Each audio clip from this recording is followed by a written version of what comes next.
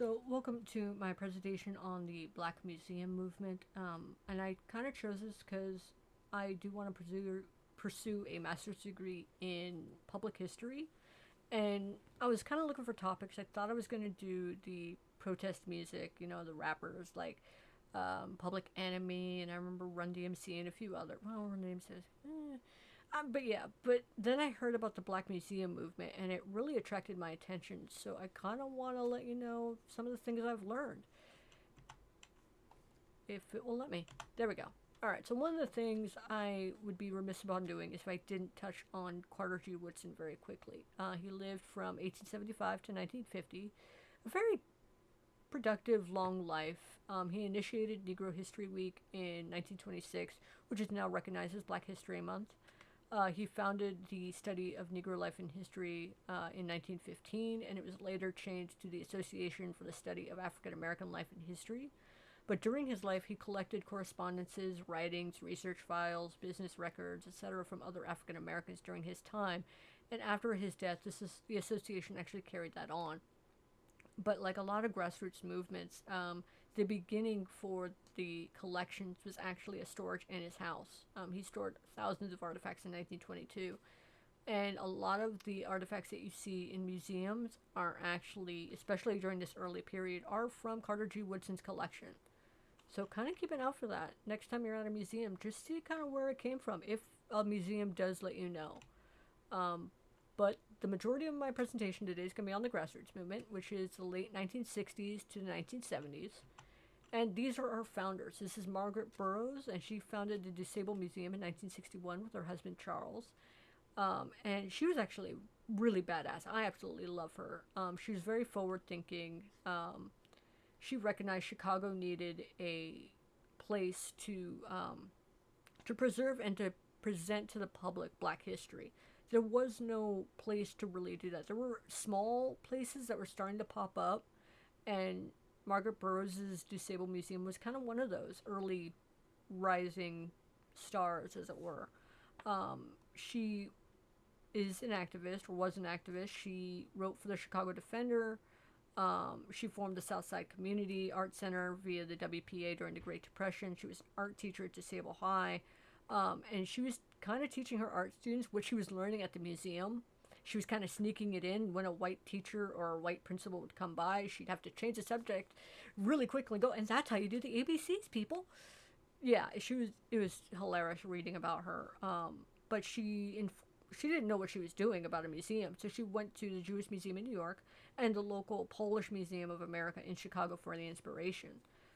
Dr. Charles Wright here, he founded the International Afro-American Museum in 1965. He was also an activist. He was a gynecologist, but I mean, they needed medical help down in Selma, Alabama after Bloody Sunday, and he went. He actually administered a lot of medical aid, and maybe, who knows, maybe he helped John Lewis, Congressman John Lewis at that time. But he also battled 20 years to urge desegregation in Detroit's hospitals, both public hospitals and private. Um, and he was very outspoken. He had a very distinct belief that museums should be made by African American people for African American people. He didn't care how much money you were throwing in. If you weren't African American, you didn't have a say in how the museum portrayed its displays or what it was displaying. So he was very strong throughout the entire movement on that. John Kennard did the Anacostia Neighborhood Museum in 1967. His is a little different because he founded a Smithsonian branch. He was the first African American director of a Smithsonian institution. And he volunteered for a summer with Operations Crossroad in Africa building schools, and that's kind of where he got a bit of his museum inspiration. He also got some of it when he was working at the Office of Economic Opportunity, which was part of Truman's War on Poverty. War on Poverty. So there are some 50-50s with the Smithsonian and with John Kennard, but overall I think he had the right idea by starting the neighborhood museum. The Disabled Museum, like I said, was founded by Margaret Burroughs and Charles and her husband. This is the house on the top left. That is where they lived, and the first floor was the Ebony Museum of History and Art, and it was things that they collected. Langston Hughes donated some of his works. There was, I think, someone donated from their estate a 4,000 volume novel of African American history that they had. But they also ran show and tells, and because Margaret had a connection in the Chicago Defender, one of the ads is featured on the bottom left, and they were looking for paraphernalia. They were looking for, hey, do you have a quilt? Do you have manumission records? Do you have any costumes? Do you have accessories, dolls? We'd love to see them. And so they held show and tells, and they're like, hey, you know what you have there is actually worthy of a museum. It's not just a cherished heirloom or just a childish memory. This is something to be valued by the entire community, and you should be proud to have it. Do you mind if we display it? That's kind of what they did. And they also recognized that not everyone could get to their house to kind of see some of these things. So they offered lectures in homes, schools, and churches, and they emphasized a lot of contributions by African Americans in science, in the industry, in the arts. I mean, this was during the time of, an uptick in, was it the Black Arts movement that was happening at the same time. And then we have the International Afro American Museum, also known as IAM, founded by Dr. Charles Wright. Um, and he wanted a museum mainly targeting kids. He wanted kids to learn their history. He wanted them to be proud of who they were. And so he said, anyone who donates to our museum, even if it's as little as a penny, is a member. I mean, now we're paying, what, $50 to be a member, and there's tiers to those levels. At the time, Dr. Charles Wright, he was like, no, if you can pay a penny, you're a member of our museum. And one of the really cool things he did is he had a brick and mortar museum where he showed exhibits. He had a research library. He had a gallery. But this trailer opened up in the Michigan State Fair in August of 1967, and it was traveling to schools and churches after that. But it had three goals, repair the image of the African world, of Africa itself, create a sense of pride in African heritage among the community, and to increase the knowledge of all American citizens for Africa and Africans past and present, like who they were. They weren't these, what we depicted in the films back in the day of these savages living in huts. No, they had kingdoms. Like Egypt was in Africa. We need to acknowledge, the kings of the past, And so that was his thing. And one of the cool things with this museum also is it wasn't just like, oh yeah, we go into this stinky little trailer and it's got this thing. No, he had it separated into parts. And actually, section 1 was maps and images pointing to the human origins of Africa, like saying, hey, we all came from here, so why are you deriding us for this? And then section 2 was the formation of kingdoms along the Nile, Western Sudan. He did exhibits on the Ashanti, the Yoruba, the Congolese people. He had artifacts relating to the slave trade, African nations that were fighting against colonial rule. Because remember, the Third World Liberation Front was also going on at this time, and so they're recognizing all these different movements, and they're saying, hey, come to this trailer and learn about it. This is not just a issue that's happening over there. This is something we need to care about. And in 10 days at the fair, they had 1,600 visitors, and they had $1,000 in donations, which I thought was really cool.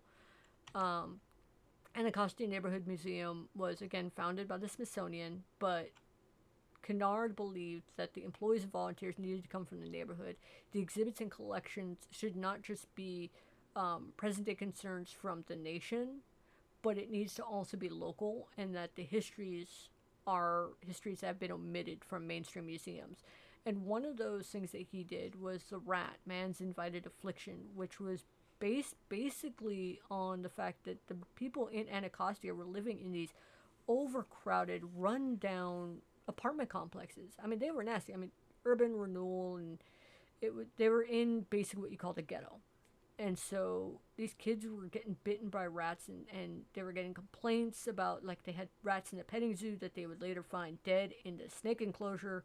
And so they're like, okay, we need to do something about this. So they basically were like, well, let me educate you. These are what rats are. This is their place in the circle of life. But if your kid gets bit, these are the diseases they can carry, so you might want to get medical attention for this. This is how you get rid of them. And so it was a really informative community building exhibit. And it was one of the longer running ones and one of the more famous ones as well. And eventually they did move in to bigger, more leaving their grassroots movements behind a little bit. They moved into more mainstream. Disabled Museum, 1971. Charles H. Wright Museum of African American History, which formerly was IM, moved 1997. Smithsonian also changed to a community museum, 1987. And I really loved the picture of the roundhouse. I thought that was a really cool way to tie in African American history and kind of some of the ground root movements that they were becoming in back in the day. But they had problems. I mean, they were running out of money. The visitors weren't coming anymore because they're like, oh, we've already seen it. And a lot of museums were popping up. I mean, by the end of the 1980s, towards the 2000s, they had like 200 African American history museums, including the Civil Rights Museum in Alabama. Then you had the Voting Rights Museum. You had museums on the slave trade popping up. And so there wasn't really a need for some of these community museums anymore. And so they kind of had to fight to, keep afloat. And so they didn't have a big budget. And it was like 37 million here versus Smithsonian having hundreds of millions of dollars. So they lost out on a lot of really cool exhibits they could have posted. And they just weren't thinking broadly enough. They were very narrow-minded in the very beginning, especially Dr. Charles Wright, unfortunately.